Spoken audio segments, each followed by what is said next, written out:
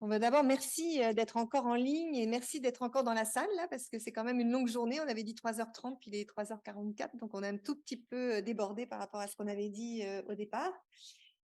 Le premier bilan que je ferais, c'est merci d'avoir été aussi généreux dans les partages et dans tout ce qu'on a pu voir au cours de cette journée.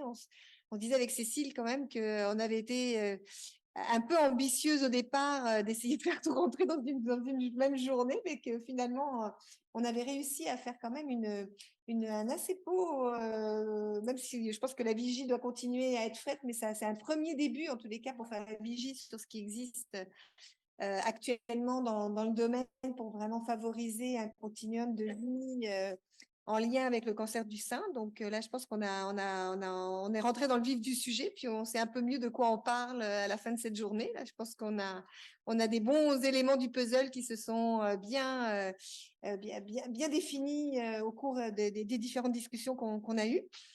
Je pense que la prochaine étape, elle se situe à plusieurs niveaux.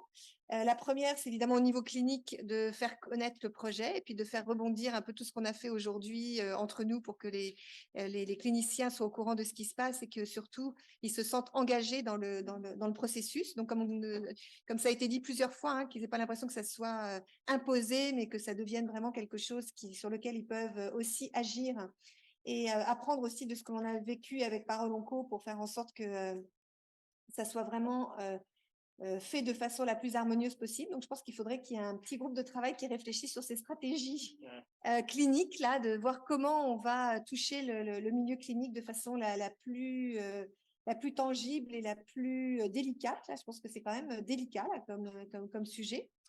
Ensuite, je vois que il y a un lien fort à faire entre la démarche faite par le ministère et puis le projet. Moi, j'ai eu l'impression, en tous les cas, à la lumière de ce que l'on a entendu, qu'on a la chance, dans le cadre de Continuum Parole Onco, de pouvoir faire la preuve de concepts proposés par le ministère, mais avec des éléments encore un petit peu plus précis grâce à ton travail à toi, grâce à nos travaux qui ont été présentés aujourd'hui, puis qu'on a des outils aussi au niveau recherche qui vont nous permettre de pouvoir aller plus loin. Donc, je pense que moi, je vais reprendre contact avec Jean Latreille pour lui proposer vraiment ce genre de choses, puis de voir de quelle manière les autres sites qui travaillent avec lui en ce moment sont intéressés éventuellement aussi à l'implanter. Puis ça pourrait être un peu aussi nos sites témoins, puisque eux, ils n'auront pas de patient accompagnateur ou sûrement ils n'en auront pas de cette façon-là. Et il n'y aura pas non plus forcément tous les autres outils qu'on va développer dans le cadre de ce projet. Donc ça, il y a quelque chose d'intéressant. Puis s'ils sont intéressés, on pourrait aller chercher un financement complémentaire pour faire une évaluation un peu témoin de ces sites. J'ai retenu aussi que la diversité culturelle, c'était vraiment un sujet transversal dans tout ce qu'on a fait et dans toutes les pièces du puzzle, il faut que ça soit présent et aussi dans nos outils de mesure. Enfin bon, donc vraiment avoir une priorité là-dessus. Là, ça fait partie du quadruple aim, là, mais de vraiment le ramener de façon assez évidente. Peut-être que ça demande aussi une stratégie ou un groupe de travail particulier pour pouvoir réfléchir à ça, là, comment on le fait infuser dans tout.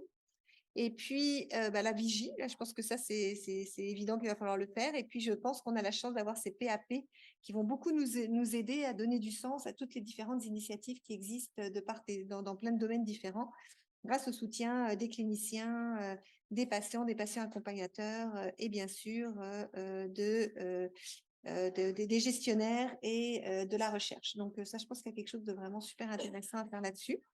Puis il y a ce petit dossier là qui est quand même non négligeable, qui est en lien avec toutes les technologies, là, de rendre quand même les outils du ministère facilement accessibles au niveau donc numérique et que ça reste pas des bouts de papier qu'on va perdre et qui vont pas servir à grand chose.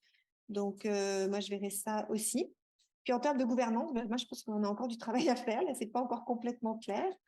On va continuer à échanger ensemble pour voir de quelle manière on pourrait avoir une gouvernance quand même qui permette d'avoir un peu comment on pourrait dire, des personnes qui s'assurent en tous les cas que les différents jalons du projet se font de façon la plus optimale et puis en même temps laisser beaucoup de latitude aux trois établissements de travailler ensemble. J'ai beaucoup aimé là ce qui a été dit sur la synergie puisqu'il n'y a quand même pas énormément de ressources, à de faire en sorte qu'on puisse vraiment capitaliser sur les points forts de chacun pour faire en sorte donc que les autres puissent en profiter immédiatement. voilà, moi, je verrais ça pas mal. Qu'est-ce que tu en penses? Très bien, merci beaucoup Marie-Pascale. Je pense que tu as fait un bon résumé des discussions et de tout ce qui s'est passé dans la journée. J'espère que c'est pas mon téléphone. C'est pas toi. Et puis aussi des enjeux qui ont été identifiés. Je disais tantôt à Thomas, en fait, généralement, quand on écrit un projet de recherche, on fait ça très beau, ça se lit, c'est une belle histoire, ça se lit. Le défi commence quand on essaie de l'opérationnaliser en disant, mais j'ai vraiment écrit ce bout-là, pourquoi c'est été? Parce que on voit bien que mais bien sûr, avec le concert de tous et puis votre implication, votre générosité aujourd'hui, on a vu quand même qu'il y a la possibilité de mettre en œuvre ce projet-là de façon coordonnée, qui répondent aux besoins des patients du système de santé.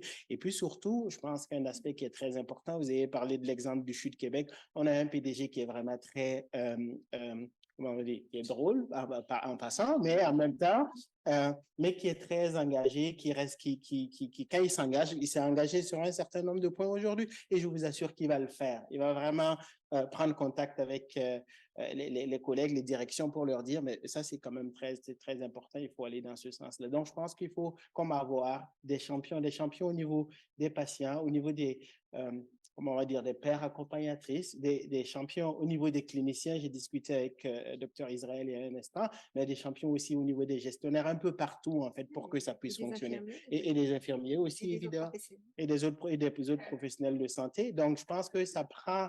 je suis désolé, ça prend vraiment un travail collectif, en fait, pour que ça avance. Donc, encore une fois, merci beaucoup pour votre implication. Il est vendredi à presque 4 heures et puis vous êtes encore là. Donc, simplement vous remercier pour votre générosité et puis surtout qu'on garde le contact parce que ça va être quand même extrêmement important, qu'on puisse vous donner de l'information, avoir un feedback de votre part aussi pour que ce projet-là puisse continuer parce que ça va être... On va prendre contact tout de suite et puis je pense que 6 mois, on va faire un petit point là pour garder le momentum puis faire un événement vraiment chaque annuel. Ça, c'est quelque chose de très, très important pour vraiment qu'on puisse valoriser tout le travail qui aura été fait chaque année. C'est essentiel. Et puis, entre-temps, on va se donner on va vous revenir avec quelques propositions et puis on va le co-construire ensemble.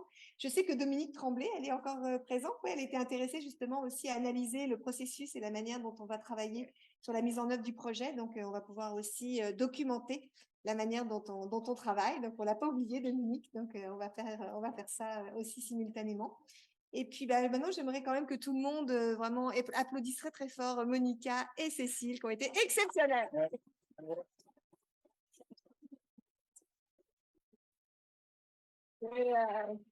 C'est vraiment grâce à elles qu'on a eu une journée vraiment géniale, qu'on a eu un super buffet, que tout s'est passé de façon très harmonieuse et qu'il n'y a pas eu un seul couac. Donc, merci infiniment à toutes les deux. Et maintenant, vous avez un bon dodo en perspective après vos 3 heures de sommeil de cette nuit. Je vous le souhaite en tous les cas. Merci, puis à très, très, très bientôt à tous. Et encore vraiment, ce fut un grand bonheur de passer ces moments avec vous. Puis je sens que là, on a un très beau projet qu'on va co-construire ensemble et qui va faire vraiment la différence dans la vie des personnes touchées par le cancer du sein et leurs proches. Merci bien tout le monde. Au revoir. Merci.